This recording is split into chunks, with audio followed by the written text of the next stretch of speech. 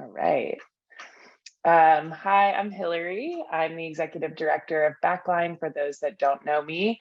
Um, as you all probably do know at this point, we are a resource hub for the music industry, and we want to provide the industry with as many tools and resources to support their mental health and wellness as we can. Recognizing touring is such a huge part of the industry.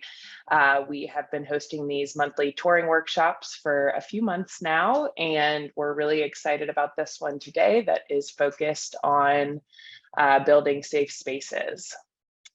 So let me, all right. As with all Backline programs, participation and on-camera appearance is encouraged but not required. So whatever your comfort level is, you can join us there. This session, we are talking about touring and creating safe spaces on the road. The facilitators for this session are seasoned musicians, touring people, crew members who will speak to their experience in building safe spaces, being in unsafe spaces, how they've adapted their mindset, outlook, habits, and approach to events, touring, and building resources for folks in our industry. So one thing that I saw this morning when I first woke up and was doing a bit of reading was a quote that was about, how do you know if people in your organization feel safe to be themselves, share ideas, and display social bravery?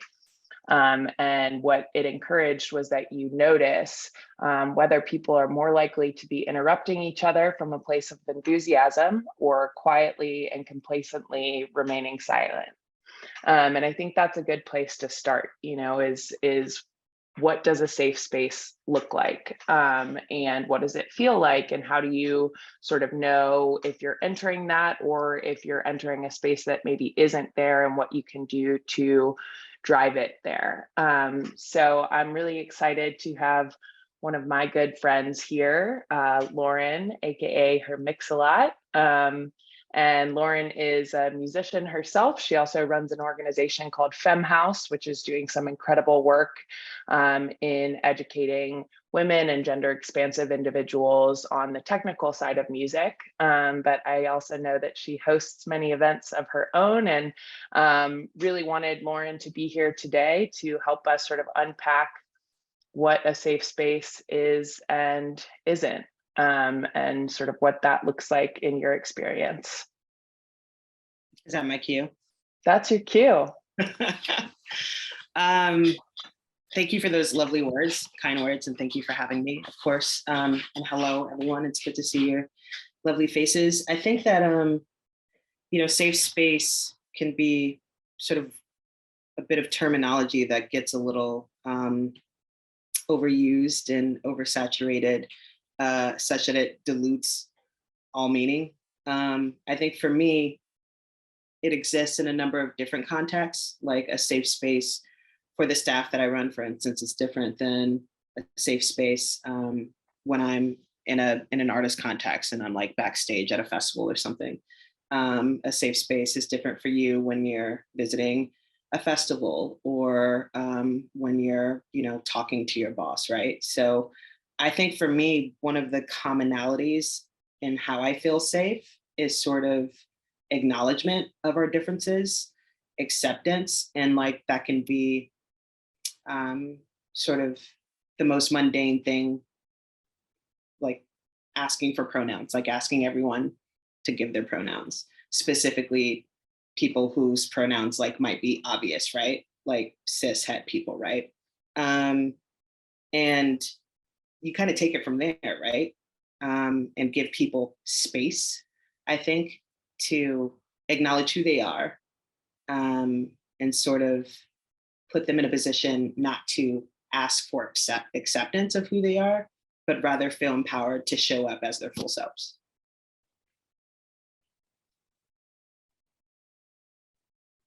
I love that.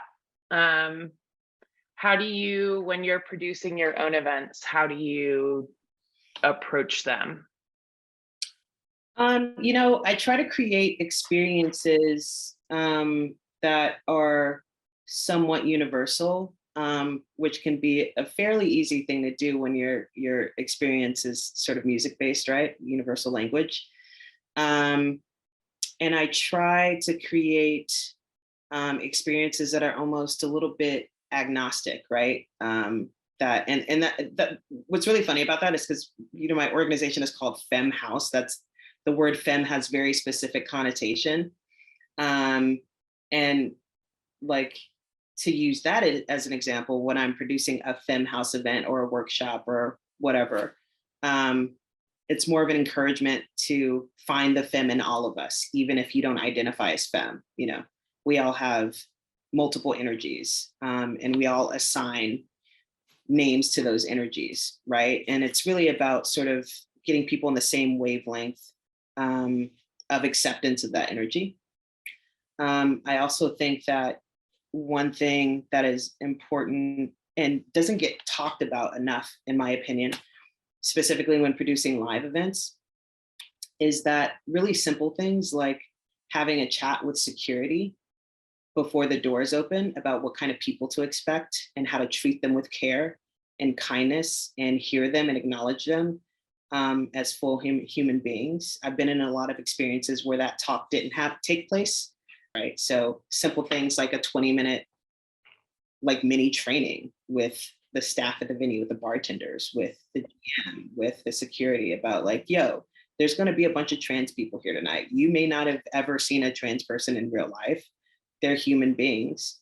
Treat them as such. This is how to do that. Can go a long way. I think that's a really good point, and a lot of what we're speaking to here requires an additional layer of thoughtfulness and effort. And I think that often gets lost in the shuffle. We've all been on the backside of building an event or a concert or a moment in time, and it's like whatever needs to happen to get that person on stage, that's the focus, right? And it's all hands on deck there. But I think really taking an approach where you're looking at all angles. So what is the fan experience here? What is the crew experience here? How is the venue being treated by our team that we're bringing in?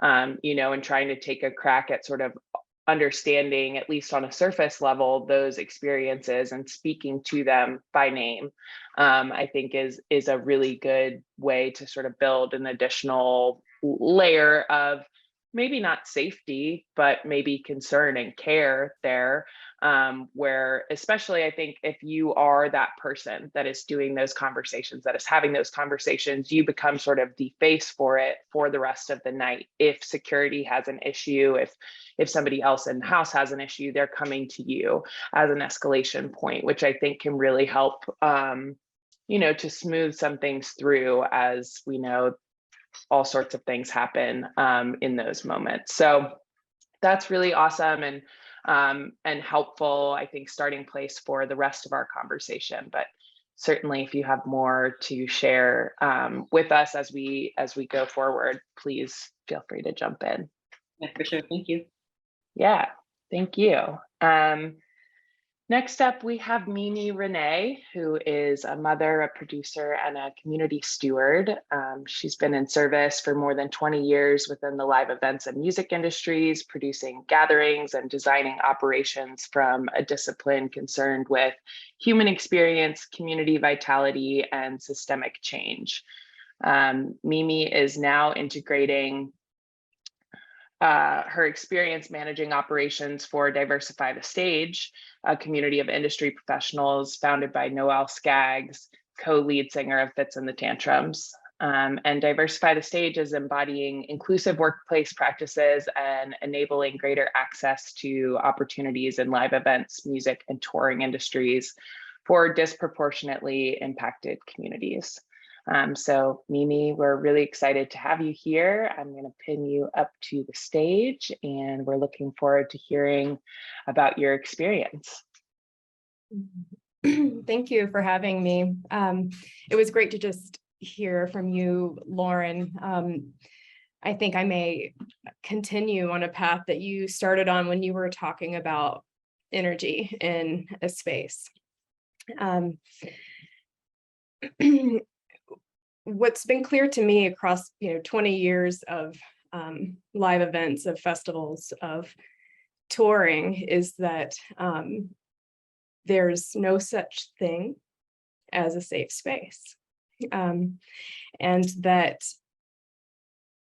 the only control any one of us has is over our own breath, our own nervous system. And that really, for me, and the environments that I moved through, I tried to design in a model a way for whomever may be in charge of a central nervous system within that environment to have the resources they need to ensure that energy is effectively projected. And what I mean there is whomever's stewarding people, if it's a crew lead, if it's the production manager, if it's the tour manager, if it's the venue manager, whomever is in charge of stewarding a space within a space, that space may be a crew within a venue, within a community. There's always going to be folks that are responsible for taking care of each little micro community they're in. And so the first place to start for me would be those stewards. Where are they energetically today? And what do they need to regulate themselves? Do they have the skills to regulate themselves? If they do not, what barriers or boundaries or protections do I need to design around those I am stewarding to protect them in that environment? For me, a safe space isn't a place so much as it is a state of being. If we can take responsibility for regulating our own nervous systems, then it makes it easier to coexist with another who may not be vibrating with us for whatever infinite reasons. There is a practice that our team here at DTS roots ourselves in, called somatic abolitionism. We take this lens in the DEI space, and I don't mean to be flippant about those quotes there, but understanding race as a social construct with very, very real repercussions for humans. There's a level of awareness that European Americans like myself, those of us that have DNA heritage related to regions in Europe, we have a responsibility to dismantle ourselves, especially if we're claiming to do work in this space. Somatic abolitionism is described by teacher Resma Minicum as a living, embodied anti-racist practice and cultural building as a way of being in the world. And so the teachings that he offers are, around somatic, taking control of your nervous system, but it's rooted in understanding that those of us with heritage like mine, no matter how soft and gentle and love and light we may be, at our core, DNA programming is millennia of brutality. That is our core programming. No matter how soft and sweet I may show up, a Black and brown person standing in front of me has a DNA level programming of remembering all of the millennia of brutality that my lineage offers.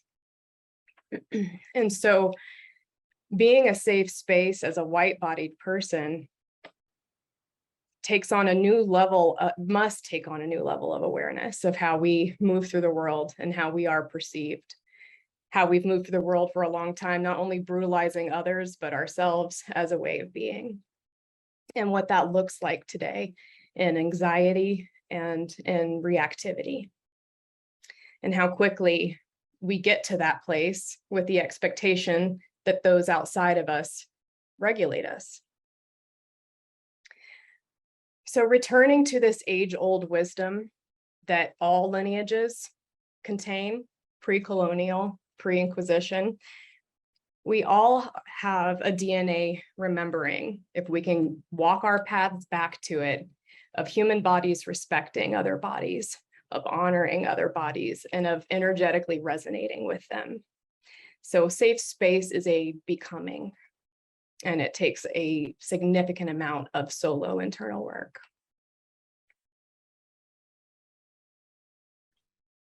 I think the work part of it is very true and very real. And I'm curious, what that looks like for somebody practically that works in the event space or in the touring space. Where can they start on either understanding their own reactivity or their own sort of energy that they're bringing into the space, or being aware of others? Are there practical tools that you can share? 100%. I mentioned Resma Minicum before. It's a great place to start with his book, My Grandmother's Hands. It really helps to whether you're in a black or brown body, in a white body, or as he refers to it, a blue body, meaning somebody who comes from law enforcement. There's different types of practices that are going to be helpful depending on your path. And so that's a good place to start, regardless of the body that you exist in this life. Resma Minicum also has, if you want to take that teaching to a grander level and expand that in your community, he teaches workshops as well. If you exist in a body with pigment similar to mine, the work really is our work, because what we have to do in divesting from white supremacy is rooting in a culture and building a culture within ourselves. And that takes bravery, because it takes ego death. It takes turning away from the holidays and just the programming that we've received in our lifetime to do something new, do it in a different way, to stop appropriating others' ways, to learn what our ways even were, and design a way to coexist with another. So My Grandmother's Hands is a great tool to walk someone through that practice. His workshops are a great, Resma's workshops are a great way to walk community through those practices. I think that any sort of somatic-based therapy is a good place to start individually. But if you're in a white body like mine and would like some support with rebuilding a culture, a European identity, truly divesting from whiteness by not identifying with it while never forgetting that your pigment is it. There's an organization called Healing Roots Community that is helping individuals and communities rebuild their cultural identity in a healthy way that exists outside of the brutal programming that we've received for so long. Thank you. And what does Diversify the Stage do to sort of support this work and to support different kinds of spaces, or sort of to bring different kinds of spaces to the forefront of the music industry? We start with ourselves.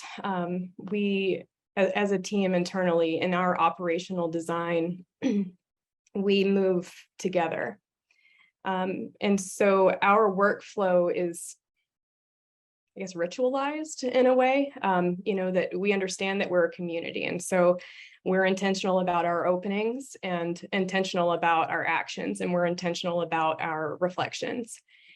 We breathe together, we move our bodies together, we lift our voices together, understanding that these are actual practices that enable energizing harmony in a community. And so we take space to get on the same frequency. We do the work together, because more hands make less work. Even virtually, we're all across different time zones, but we can concentrate our time and spend it together so that we have a council that is thinking together, mirroring each other, reflecting with each other, helping ensure that we're considering multiple lenses at all times, and not being cyclical or looping, but actually taking aligned action based upon the information that we have, so we can spiral towards expansiveness together. You all are doing some really incredible work, and we're really grateful to be partners of yours in that. I also know that you recently went on tour. Do you want to share anything about that experience? Sure. This was a fun one for me, this last trip out. I'm lucky in that every now and then I get to go out with artists who understand that they need an energetic architect, who understand that they may have a long time road crew that may be hardened in their practices, reactive, had come up through the industry at a time where you just had to be brutal to get anything done, to even get the show performed. And this last time I got to, I was it happens frequently, I was the only woman on the tour. And in the past, that's been a little bit nerve-wracking for me, but I went into it with a completely different understanding of who and how I am at this stage in my life. And as a mother, it's important to me to present in mother. And what I mean by that is when I'm on the road in a space that can never be safe for me because it's not my bed, in a space that I can't control, I can only be, in the flow with it. All I can hope for is to help regulate enough nervous systems around me to keep us together until we can get through it. And this last time out, the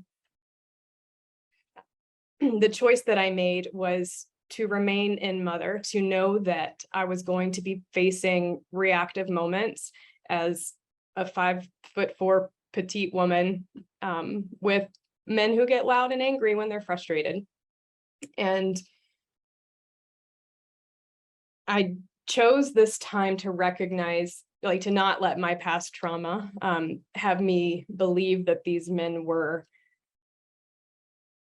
dangerous. I went intentionally in mother, understanding that these were tantruming children instead. And it changes the lens for me because I could be a little bit more compassionate. And there's something about offering compassion in the face of brutality that can offer healing. And this is work that should not be done unless chosen to do. I choose to offer compassion in the face of brutality because I understand that everybody's broken and everyone belongs. And when someone has been met with a compassion in a moment that they may have otherwise been deservedly another reactive moment back, it creates a space for pause. And there's so much power in that pause. There's an opportunity for reframing. There's an opportunity for me to take the nervous system control. And in that moment, it can trickle out. And so, I've been around 14 different thought loops on this one question here, but this last experience for me, there were 2 days at the top of my run that were reactive in this group of men. And the rest of it was smooth because I introduced a new level of energetic attainment that they could all achieve. And they rose to meet it every time because there was a new level of sweetness. And everybody seemed to thrive a little bit better with a little bit of softness, a little bit of sweetness. Lauren referred earlier to all the different energies that we can exist in. And it's so true because we are all of us, the divine feminine, which is that receptive energy. We are all of us, the divine masculine, which is that doing, go, service energy. And we are all of us, the inner child, that playful and or scared energy. And owning that and integrating that means allowing ourselves permission to flow through all of those different energies and to mirror another who may be in a space, a toxic masculine space, may need to be met with the compassionate divine feminine. A scared child may need to be met with the boundary divine father, whatever language you want to put around it. These opportunities that we have to regulate ourselves create opportunities to allow co-regulation with another, which can then spread through the entire tour experience. I love what you said about being in a space that you can't control, but you can only flow with it. And I think that's so powerful and so true, and where a lot of the sort of day in, day out struggles of touring life happen, is the sort of reactivity to this unknown, always volatile situation. And so I really appreciate the work that you're doing both internally and how that's radiating in your community, to try and showcase, a different way to react, and a different way to meet those moments, with compassion and kindness, and power, and I think that there is a lot of power in that, that is we're sort of rewriting what the power dynamics in the music industry look like right now. And I think a lot of us on the call are responsible for doing that work, and it's really an honor to do that alongside you. Unfortunately, our last guest, Drew from Satsang, is not able to join us, but he and I have had several conversations over the past few weeks, about what they're doing on their tour to create safer spaces for their crew and band, and the venues that they come into. And so I want to share just a bit about that, because I think it sort of flows perfectly from what you were saying around reactivity, and the unknown. And part of what their band is doing to combat the unknown is to do a pre-tour check-in, with everybody on the crew and band that is going out. That includes management, agents that are, outside of the day-to-day, but still very much in the day-to-day virtually, or stepping into those spaces. And this is a level of vulnerability and communication that may not be possible in every band or touring crew, and I want to recognize that. But what they're doing is having a conversation and asking folks to come prepared with answers to questions like, what's going on for you at home right now that you're leaving? What are you bringing into this tour? What are your intentions? To try and understand, are people doing well at home? Are they having relationship or family issues that should be known about? What are their intentions for tour, whether that's to stay sober, stick with a wellness routine, communicate more with loved ones at home? And then how can you be supportive in that? So they tried this on their first tour this spring, and said that the results of that level of vulnerability that they all brought to the initial meeting before tour started was that if somebody was lashing out or having a bad day from what it looked like, the answer used to be, oh, so-and-so's, having a bad day or being an asshole or whatever other language you can imagine in that scenario. And with knowing what all they have going on in their lives and seeing them as a whole human outside of their role in the tour, folks were able to say, how can I support you? Oh, they might be going through something, that doesn't have to do with how this load in is going. Let's give them some grace. Let's give them some compassion. And they also did an end of tour check-in. Hey, we're getting off the road. We're not going to see each other every single day anymore. What's going on for you when you get home? What does that look like? And it allows us to, one, deepen relationships with one another, but also to, continue to build up people as humans and as, fully evolved people that have bad reactions to things, that have things going on in their lives that, you know, deserve that level of attention and thoughtfulness in our relationships. And I think in the touring space, those are sometimes your closest relationships. Those are also sometimes people you get on a bus with. And so recognizing that proximity to one another doesn't necessarily lend itself to vulnerability and space, and just sort of building awareness around how you're approaching relationships, what communication looks like, seeing people for, you know, all of the things that they're bringing into a tour, and recognizing that the show happening that night or that week might not be the most important thing on everyone's radar, and making space for that, and recognizing that by leaning into that understanding, you can build a better show, you can build a better tour, if you recognize that that person's child is their number one priority and the show is never going to be that. Well, then how do you give them space and time to make sure that that number one priority is given the level of care and attention that it deserves, and then the show is given that breathing room, that space to really make it what everyone, I think, hopes for out of a show.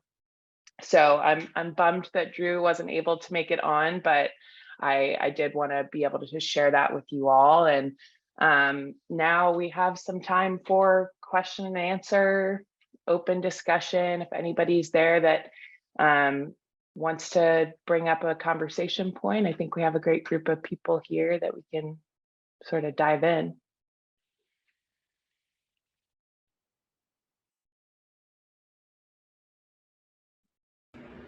Hey, Hillary. Add a little bit. Oh, go ahead. Oh, I Sorry. was going to say hello and thank you for bringing it Hello. together. Sorry I was a little late to join the group, but thank you. And Mimi, it was really wonderful to receive what you had to share. And thank you for sharing what, Drew and, what Drew had shared. I'm going to dive into the links and the information that you had sent, but anything else you may have covered, if you don't mind sending it over to me, that would be wonderful. Yeah, I definitely will. Thanks so much for being here. Absolutely. Pooja? Yeah, so I have a few minutes until my daughter gets back from camp, but I wanted to chime in. I work in the clinical team for Backline. And yeah, I really, Mimi, all the things that you mentioned, just I think that they hit even for folks who are not working in the music industry. I think, in our own relationships with other people and just in general, those are all really important things for all of us to keep in mind. But I am married to a touring musician as well. So I get a lot of this, energy, I'd say, or that kind of stuff that comes with all of this for many years. So one thing that I've found that has been helpful, for him, that I've observed, is just in kind of what Hillary was saying with the clear communication and boundaries. And I think that, with these people that you may have been playing music with for some over 20 years, maybe, like, that relationship can be really intense, and sometimes it's more intense than a partnership, or being so I've observed and seen that it's been really helpful for him to feel safe by being super clear about what he needs when he's going to be on tour, about being clear about his boundaries of what he would like to see for himself after a show, before a show. And no one else has to be on the same page, but just having that clear so that people can respect and honor each other and say, someone's not drinking or doing anything that, is uncomfortable for them, then they have a separate room, or, so kind of figuring those things out before heading out on the road have been things that I've observed as a friend to many musicians and married to one. So but I wanted to just say thank you. This has been really awesome and informative. I'm glad. I think what you're saying is really what we're all saying here, which is, like, you do have to bring in your own awareness. how am I showing up into this space? What am I coming with? What do I need? You know, that's mindfulness in itself. What will I need in this moment? And being able to be proactive and planning that day, and also being able to share with others. Like if you have a trusted fan, or sorry, trusted fan of yours as a person, trusted person in your crew that you can, you know, share that with. Hey, I'm anxious today. Hey, I'm struggling today. You know, here's what I think would be helpful to me. That can make all of the difference in a day. And I think in order to build relationships where you have that level of trust, it does require some vulnerability. It does require some trust building. And I think that's often hard for bands that are newer to the touring lifestyle, to like really get into that rapport. And so I think it's really sort of full spectrum. Who are you bringing into the room? You know, who are you bringing onto the tour that is going to help you build like a trusted space for folks? And also, you know, continuing to take an audit of yourself, the tour, and other folks to make sure that you're still, you know, meeting the markers that you need to meet. I think oftentimes we don't hear from bands until there is a communication breakdown and there's some level of mediation needed or a touring break needed, right? And so that's kind of worst case scenario. How can you be proactive in knowing that those situations can happen in cramped quarters like this? And be proactive in sort of building that and checking in with folks to make sure that you're on a path to better understand each other and what each other's needs are. And I always go back to a good friend of Backline's, O'Teal Burbridge, his testimony about touring with the Allman Brothers in the 1970s as a Black man. It is sort of the story of his life, right? And he had to explain to folks, hey, when I get off the tour bus in Kansas City, I have a very different experience than you do, to the point where I might not get off the tour bus in Kansas City except for to walk into the venue and walk back out, right? And I think that was at the time so unique for him to be, you know, in that band and in that situation. But now in 2022, we all have things that make us uncomfortable. Cities, states, groups of people, festivals that you're booked on, where it's like, I don't feel comfortable being here.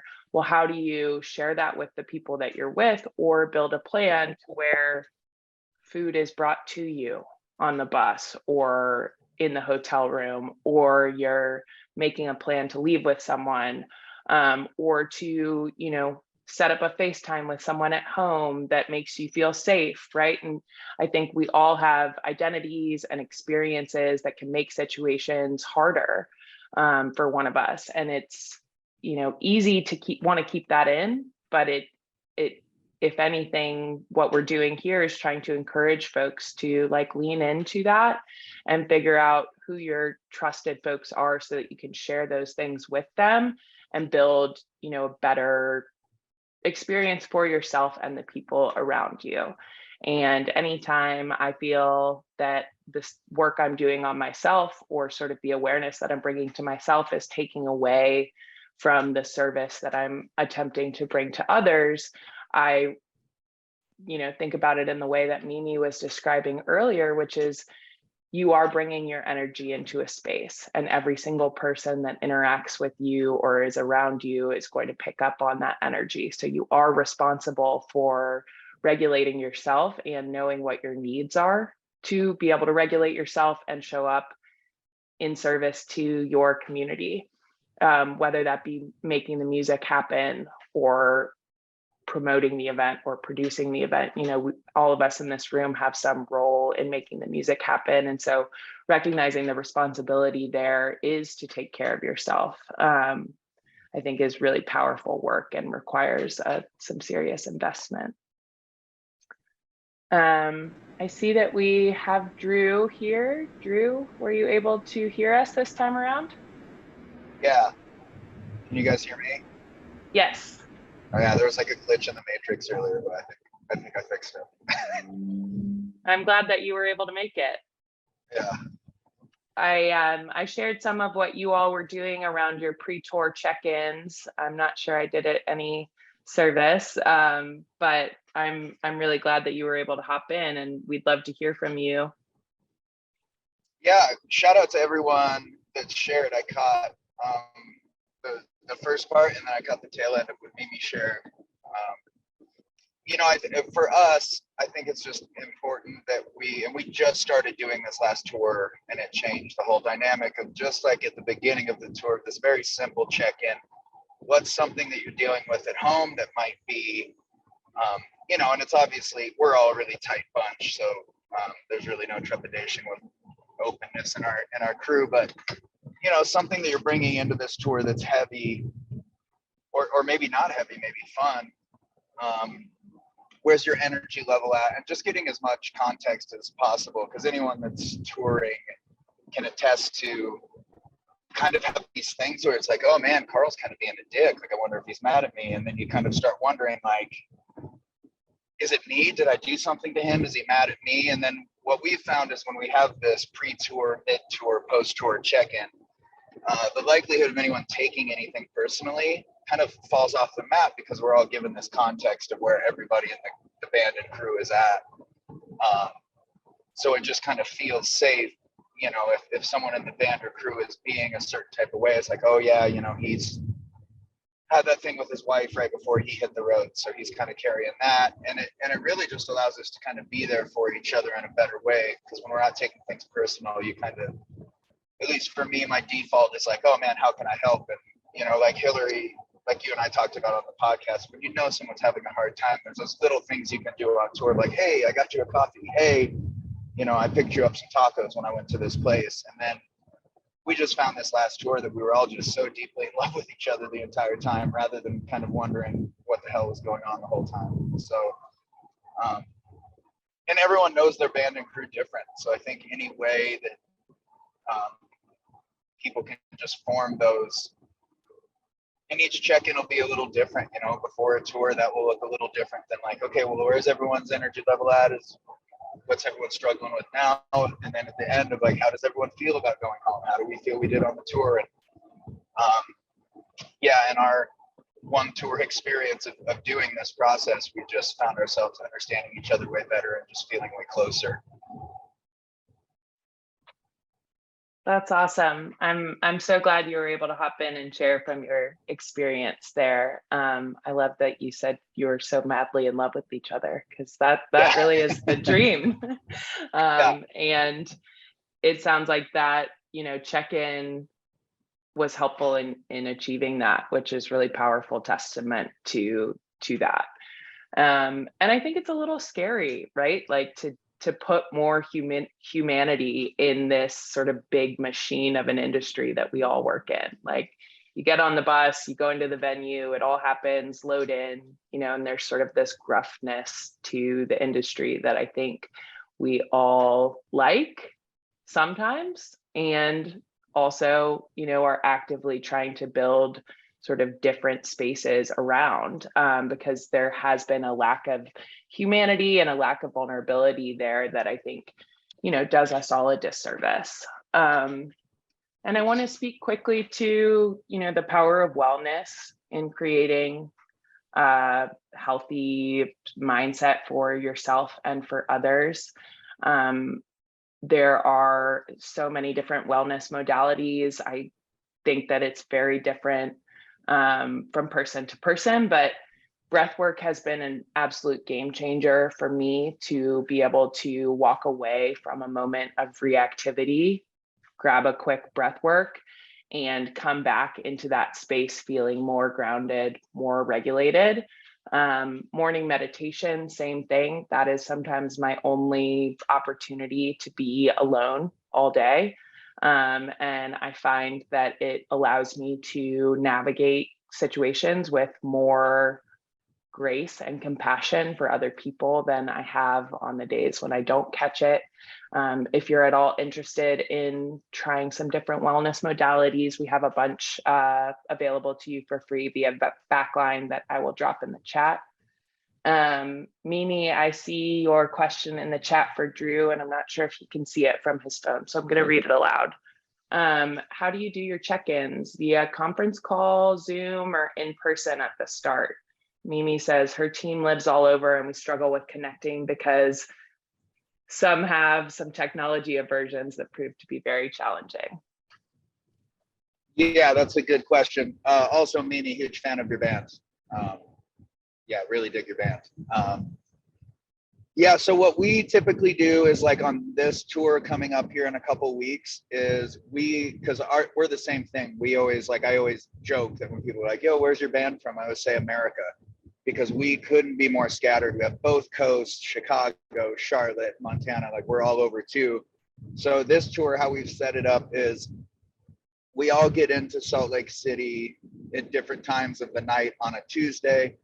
And then Wednesday, we have a rehearsal space rented for 4 hours. So we're all going to go to breakfast together. And we'll kind of text it's like on the day sheet, as it were, that gets texted to everyone. And we'll just go around the table and everyone goes through okay, well, is there something happening at home that you'd like to share so we could possibly have more context of where you're at? What's your energy level? What are you most excited about this tour? What are you nervous about on this tour? And what's cool is when each person shares that it always ends up in there's kind of a dialogue, and where the connection happens is, in person, it's so much better than a conference call because, we have this, and I'm really excited to do it before we even rehearse is, someone shares and you start relating and being like, oh man, I'm kind of going through like a super similar thing. So it sounds like me and Stefan are kind of on the same page right now. And I think in person is best. So if everyone can even get, especially before a tour, just that one extra day to just kind of spend time together. Like obviously that time together for us will be half rehearsing as well, but I think it's just so crucial to do it in person because it creates dialogue rather than just like quick answers. And then the middle of the tour too, our tour manager is kind of a shaman / jerk about it that, he's like, we have this Monday off and this Monday off. We are going to park the bus here and we are going to talk. And we're going to do this check-in here, and just making it mandatory must happen,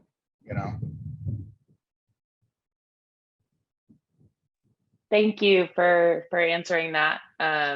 And I think with practice, those kinds of check-ins become a lot easier. With Backline yesterday for our regular weekly meeting, we brought in somebody to talk with all of us about, what wellness things we're trying right now, where we're struggling, where we want to improve. Whole team is on a call where we're talking about something not related to work, but actually related to our own personal health. That's building community around, something other than productivity, something other than what does our workshop look like tomorrow, right? But it's how are you as a person? Where are you struggling? Where can we support you around, these things that have been tested and proven to support systemic regulation and healthier communities. So I think, it takes a little bit of a leap of faith to lean into those conversations and to say, hey, we're going to do a check-in today. And you will undoubtedly have some people shuffling their feet, walking as slow as they possibly can to that breakfast that day, right? Because they don't want to share. And also building space for that, and saying it's vulnerability doesn't come on the first meeting for everyone, and that has to be okay too. But if other folks are willing to share and sort of have that courage, you can build, a confidence in each other that those things are safe there and not shared outside of that meeting. I think then the next meeting gets easier. Anyone else have questions or discussion points? Brandon, good to see you. Yeah, good to see you too. First, I just want to thank everybody for speaking, and this is just like fired off so many neurons and like new ideas of how to create, safe and positive spaces on the road. My question is for Mimi. One, everything that you said about from energies to like the divine masculine and feminine within us.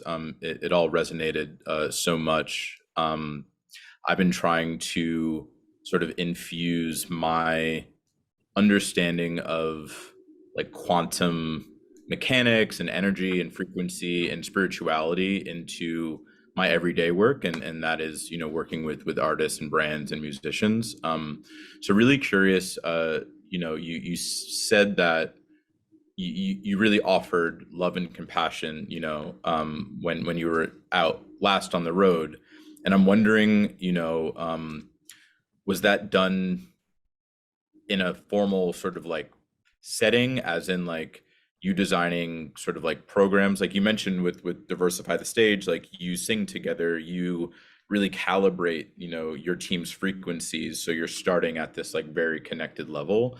While you were out on tour, were you just like going with flow as you mentioned, or was it in a somewhat more structured framework that you designed? Both. Structured and intentional in its in my design of how I would choose to interact with somebody, but not formal in a sense that maybe that other had any idea that something structured was happening. And what I mean there is it's a read the room kind of situation. In this last run, the individuals that I was kind of helping direct energy with are folks who this language would not resonate with them. Yep. However, the experience of it absolutely does, 100%. And so, you know, I didn't set anybody down for a meeting, but I can energetically tell when somebody's moving through something, and I could put myself close to them and create an opportunity that'll ask the questions that allows them to open. And it takes discernment to know when that container is going to be right. You know, there's discernment to know when someone's going to be able to even have a heart to heart in a moment. But if you can create that little space, that little structured space, even if unwittingly for the other person, it's a seize the moment opportunity for me as opposed to something formal. Now, if I were managing that tour, I would design something formal in there. When I'm there to help realign energy, just as an additional crew member, it's a more unstructured but still very intentional approach. Got it. Thank you. That really helps.